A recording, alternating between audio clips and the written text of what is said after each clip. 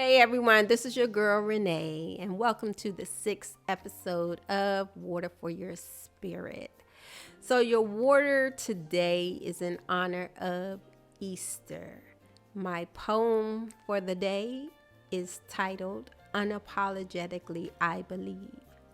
So, I've been pondering some things, thinking them through. When did we get so arrogant that we came to believe we were able to conceive more than the Creator knew? So we have gained some knowledge, created a few things, made strides in science and technology. We've come to know some things of the world. But when do we come to think we arrived at the level of God? I'm just here thinking my thoughts out loud. Some people wonder if the stories of Jesus were even real. Why are there so many contradictions if the story was clear? Well, just like when many tell the same story, some of the details tend to get lost.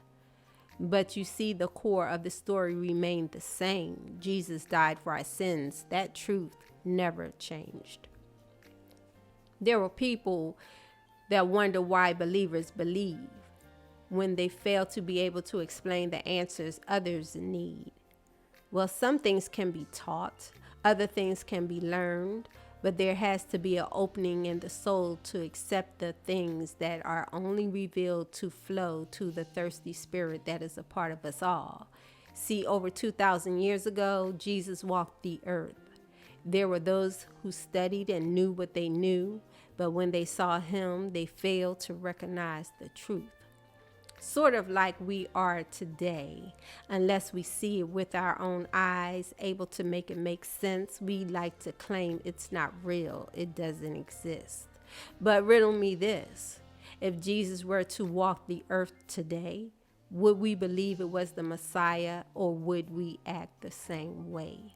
We are so deceived and misinformed with the things of this life. Are we even able to recognize the truth when it's in front of our face? I would say no, based on the events that have been taking place. There are some things that take spiritual discernment, you see, but you only get that from the Alpha and Omega, those that have eyes to see and ears to hear. There are those that may not understand what I speak. So my thoughts are not to convince you to believe, because if your spirit is willing, you will go in search of what you need.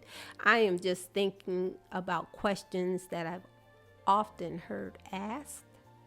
Like, why do you believe in a God whose words were used to create slaves? Was slavery created by God, or was it man-made?